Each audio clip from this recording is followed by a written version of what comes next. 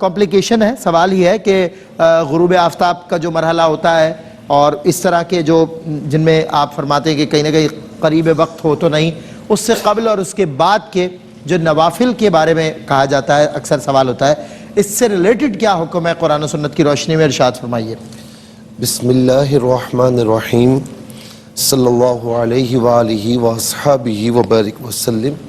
اچھا سلمان بھائی, یہ بہت ہی اہم سوال ہے, کیونکہ عام طور پر نا ان موضوعات پر گفتگو نہیں کی جاتی. اسے چھوٹی چھوٹی باتیں سمجھ کر چھوڑ دیا جاتا ہے, اور یہ چھوٹی چھوٹی باتیں بعض اوقات نمازوں میں خرابی کا باعث بن جاتی ہیں, جس کی وجہ سے نمازوں کی برکتیں, وضو کی برکتیں ہمیں نہیں ملتی.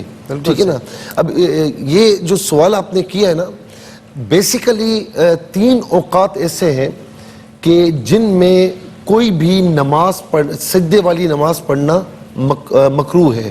یعنی آپ یوں سمجھ لیں کہ بالکل جائز نہیں ہے, حرام ہے. اچھا جی جی جی. وہ کون سا وقت ہے؟ ایک طلوع آفتاب کا وقت. اچھا طلوع آفتاب کا وقت آپ یوں سمجھ لیں کہ جب فجر کی نماز کا وقت مکمل ہوتا ہے نا, اب جو وقت آ چکا ہے یہ طلوع آفتاب کا ہے. ٹھیک ہے. اس میں وہاں سے لے کر 20 منٹ تک.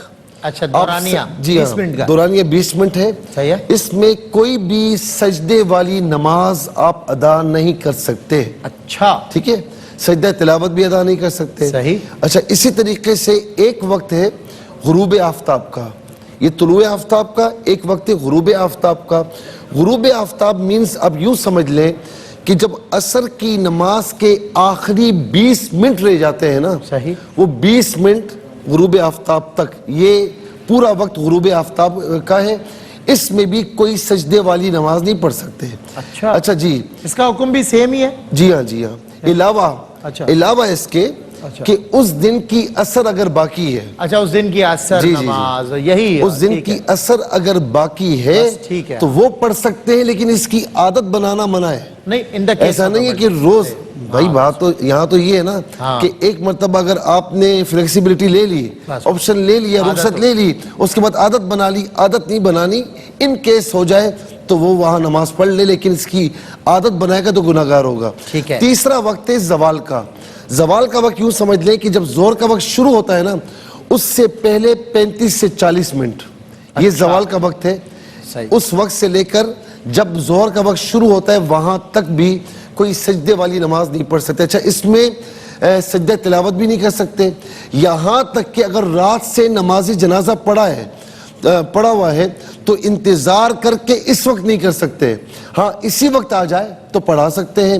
قرآن کی تلاوت بھی بہتر یہ کہ نہ کرے, کر لیا تو گناہگار نہیں ہوگا, لیکن بہتر یہ کہ نہ کرے. اب ان اوقات میں جو ریزن ہے وہ یہ ہے کہ شیطان جو ہے طلوع آفتاب کے وقت, غروب آفتاب کے وقت, زوال آفتاب کے وقت دخل اندازی کرتا ہے, اور اپنے ماننے والوں سے گویا کہ کہتا ہے کہ یہ سارا میری وجہ سے ہو رہا ہے. اس وجہ سے اس وقت نماز پڑھنا منع ہے.